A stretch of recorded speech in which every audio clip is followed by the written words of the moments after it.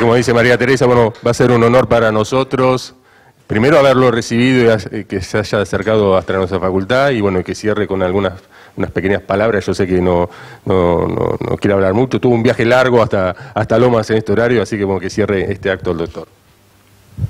Bueno, muchas gracias, señor decano, muchas gracias a la universidad que ha tenido la gentileza de invitarme y estar también acompañado por María Teresa Riofrío y el señor decano, y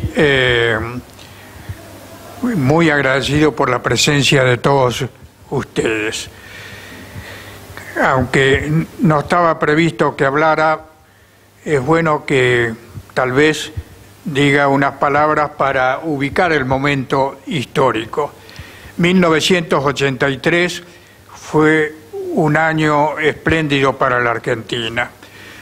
Nosotros los argentinos nos entretenemos a veces demasiado en las críticas y especialmente en las autocríticas, pero 1983 marca la apertura de un camino que es el camino de la democracia, y a partir de ese momento y hasta el día de hoy, con altos y bajos, porque ha habido momentos de esplendor, otros de debilidad, pero el país ha vivido en democracia, con esos altibajos, y dejamos atrás los sistemas dictatoriales que habían asolado a nuestro país a partir del nefasto golpe de Estado del 6 de septiembre de 1930.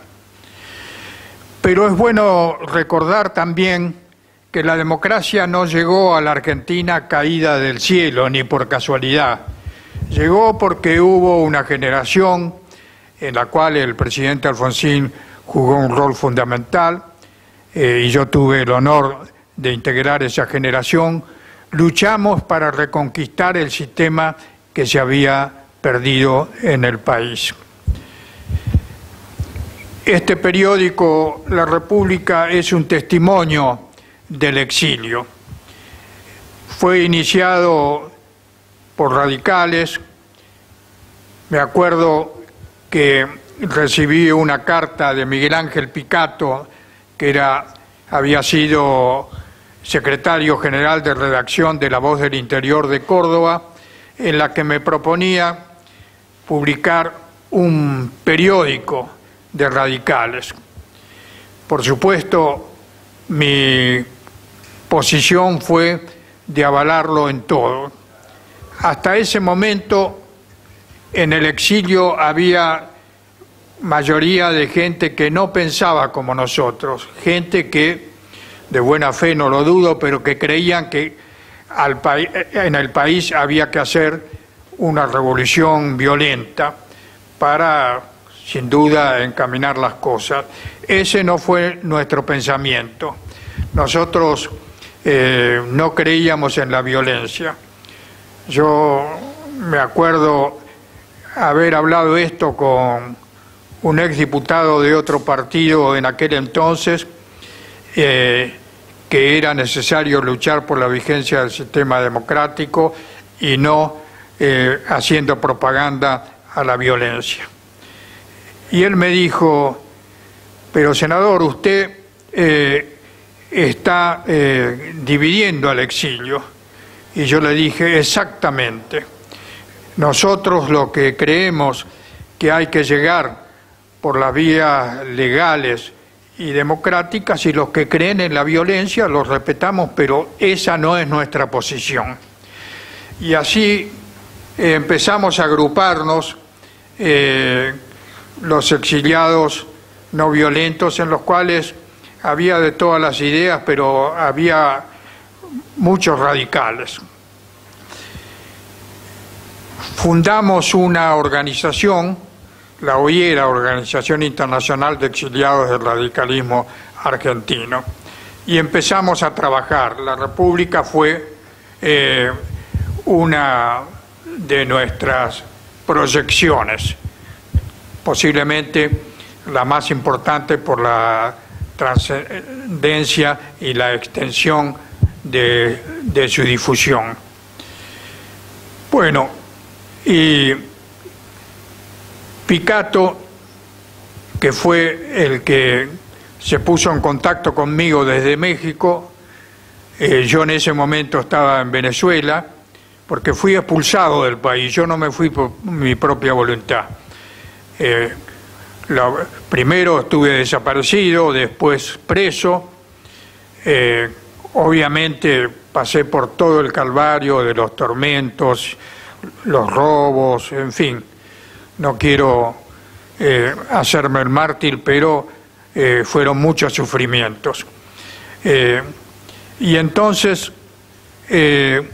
decidimos que había que hacer un periódico que nos definiera al exilio democrático, no violento. Los violentos que siguieran su camino y nosotros íbamos a luchar con las armas tradicionales del sistema democrático. La palabra, los escritos, la convicción, la lucha.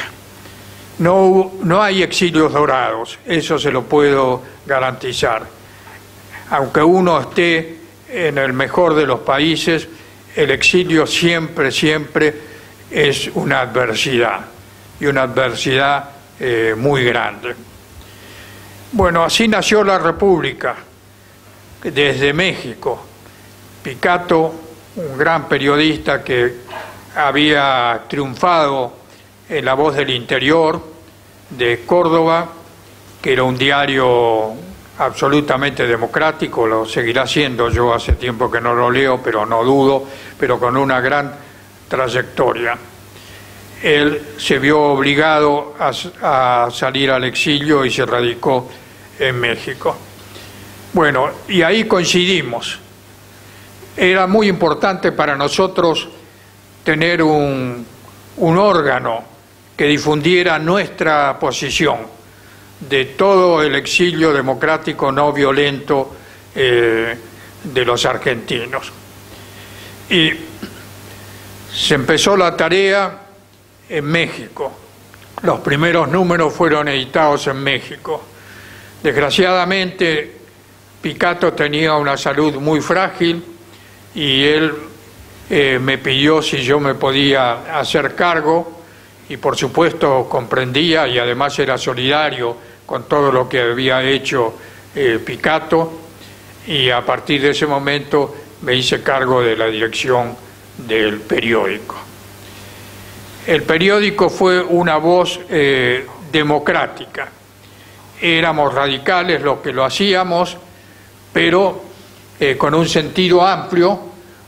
Colaboraron en nuestras páginas mucha gente que coincidía con el sistema democrático, pero no era radical. Por citar un solo ejemplo, Julio Cortázar fue uno de nuestros colaboradores más distinguidos. Con él compartimos el exilio en Francia.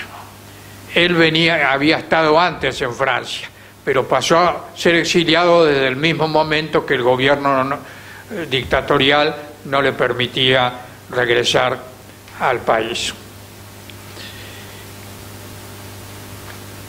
Tengo palabras de agradecimiento para todos los que nos ayudaron en aquel entonces a editar y hacer la República.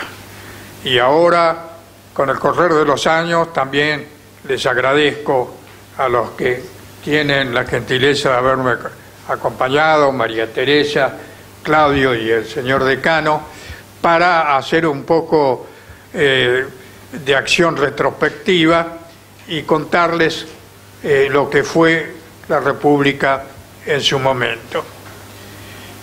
Tuvimos mucha colaboración. Hubo una que era muy importante. Conseguimos una manera de que al país ingresaran 2.000 ejemplares en cada tirada. Estos 2.000 ejemplares eran repartidos mano en mano por la Juventud Radical. Y cuando regresé al país me mostraban ejemplares de la República hechos en fotocopia, porque quería gente que los pedía y no alcanzaban los 2.000, pero no podíamos entrar al país clandestinamente más que 2.000. Esa era la cifra autorizada. También es importante, es una falta de humildad, pero no es mi deseo, decir lo que significó para la Unión Cívica Radical, que es obviamente mi partido. Hoy soy un militante, pero bueno, he ocupado la más alta función que tiene el partido, que es presidente de la Convención Nacional. Lo cierto es que el exilio no violento tuvo a partir de ese momento una voz autorizada. Y no fue fácil hacerlo, había dificultades de todo tipo. Lo redactábamos después que Miguel Ángel Picato no pudo seguir en México, teníamos la redacción en París, pero en París se habla otro idioma y no había imprenta que nos las hiciera, teníamos que ir a España a imprimirlo y bueno, y de España llevar la edición a la frontera con Francia, donde íbamos mi familia y yo a buscar la edición, llevarla a París y hacer desde ahí la distribución por gran parte del mundo. La tirada promedio era de 5.000 ejemplares, de los cuales quedaban 3.000 para el exterior, porque como les anticipé antes, 2.000 se repartían clandestinamente, una tarea muy valiosa y valiente de la Juventud Radical, que la tomó a su cargo con Freddy Storani y otros amigos, de hacerla en el interior del país. Bueno, teníamos una misión, una ambición, que era luchar por la democracia. Sabíamos que la democracia no iba a llegar a la Argentina caída del cielo, sino que iba a llegar a través de la lucha y de las posiciones firmes del exilio democrático. Creo que cumplimos un papel, no lo quiero magnificar, pero era un canal que llegaba a muchas manos, que fijaba posiciones a favor, pero también posiciones para decir, este no es nuestro camino. Todo lo que fuera violencia no era nuestro camino. Hubo mucho apoyo internacional entre la gente que nos visitó, por qué no destacarlo, hoy son próceres, estaba Arturo Illa, estaba Raúl Alfonsín y muchos otros. Habíamos constituido un centro democrático del exilio. Hubo también muchos radicales o simpatizantes radicales que vivían en Europa porque estaban estudiando, porque habían tenido una beca, porque estaban enseñando y que se unieron también a la OIERA, a la Organización de Exiliados, y trabajaron junto con nosotros. Bueno, yo me alegro mucho, y acá están los autores como Claudio, de María Teresa, que colaboraron para que este tomo haya llegado a manos de muchos. No es una edición, una gran edición, pero por lo menos se ha podido difundir. Y para nosotros, los que estuvimos en el exilio, yo aclaro que no me fui al exilio por propia voluntad, lo dije al iniciar esta palabra. Me fui porque fui echado de la Argentina. Cuando se produjo el golpe de Estado, muchos amigos me aconsejaban que me fuera del país. Y yo no me quise ir, porque pensaba que la obligación de los que teníamos una posición política militante, activa y bien democrática como los radicales, teníamos que quedarnos adentro de nuestra frontera para luchar por un objetivo fundamental, que era la reconquista del sistema democrático para nuestros compatriotas, como ocurrió en el año 83. Por eso es que he querido decir estas palabras, que han tenido la gentileza de invitarme a que las dijera, para que se sepa que durante el exilio hubo mucha gente que luchó, y entre ellos muchos radicales y otros que no eran radicales, que luchó para reconquistar el sistema, y que no es por casualidad. Hacemos muy bien en rendir todos los homenajes al 30 de octubre del 83, bien merecido, que fue el día de la elección, y al 10 de diciembre del 83, cuando asume Eloy Prócer, en aquel entonces candidato a la presidencia, Raúl Alfonsín, acompañado por Martínez de la provincia de Córdoba. Esta es un poco a la ligera o en una exagerada síntesis la historia de la República. Nos propusimos un rol que fue la lucha por la reconquista democrática, y creo que hicimos un aporte para eso. Yo les dije que no fui un exiliado por propia voluntad, y es cierto. Yo no quería irme del país, que también se los anticipé, pero fui un desaparecido, fui secuestrado en mi domicilio de la ciudad de Puerto Madryn, en Chubut, estuve desaparecido, sufrí muy, pero muy crueles tormentos, mi domicilio fue saqueado, mi automóvil, el segundo, fue volado con explosivos, pero al fin y al cabo los bienes materiales era lo menos importante. ¿Y por qué salí al exilio? Porque el dictador infame, el entonces general Jorge Rafael Videla, después expulsado del arma, tenía vocación de política internacional, pero nadie lo quería invitar. Era una mala palabra para todo el sistema democrático mundial. Pero él había recibido una invitación de Venezuela antes que usurpara el gobierno y se hiciera dictador. Y la aceptó después de la usurpación.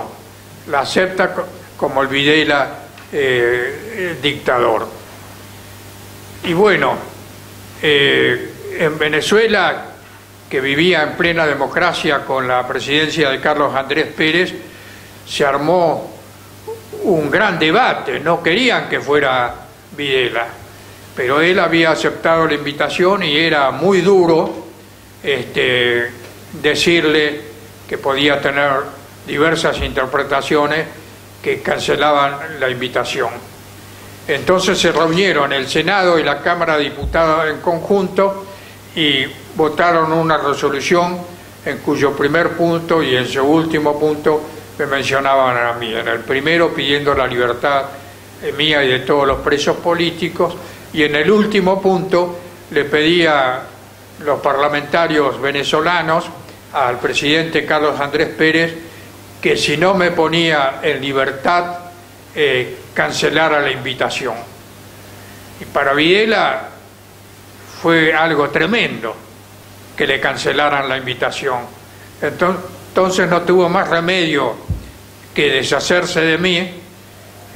La llamaron a mi esposa para que sacara un pasaje a Venezuela, para el día siguiente que el dictador regresara al país. Y así salí yo. Después me contó Carlos Andrés, cuando volví a verlo, con quien tuve una gran amistad, que cuando bajaron del avión el dictador Videla y él, y caminaban a revisar las tropas, le había dicho: el asunto de su amigo está solucionado. El amigo de Carlos Andrés era yo. Y así salí, no porque yo lo pidiera ni me acogiera al artículo 23 de la Constitución Nacional. Fui expulsado tuve que irme contra mi voluntad. Yo quería seguir en el país, por supuesto no ni desaparecido ni preso, ya había pasado por esas experiencias. Después de estar desaparecido estuve 9 meses preso. Nunca fui acusado de nada ni juzgado por nadie, pero estuve en un campo de concentración pasando otro verdadero segundo calvario. El primero fue la desaparición. Y así salí al exterior. Bueno, eso es a grandes rasgos. No es una cosa que me agrade hablar de episodios en los cuales he sido actor. Lo que prima en mis palabras es la lucha que todos hicieron. Yo fui uno más, que todos hicieron los compatriotas exiliados y otros que vivían en el exilio, en el exterior, para que el país reconquistara el sistema democrático.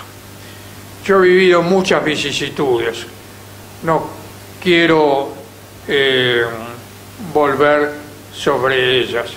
Lo que sí puedo decirle que ninguna de esas vicisitudes me apartó de mi línea ideológica. Yo fui radical desde chico, obviamente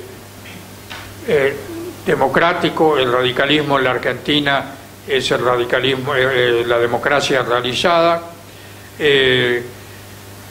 pero siempre he militado en la Unión Cívica Radical, con la amplitud que tiene el sistema democrático al cual representa cabalmente el partido al que pertenezco.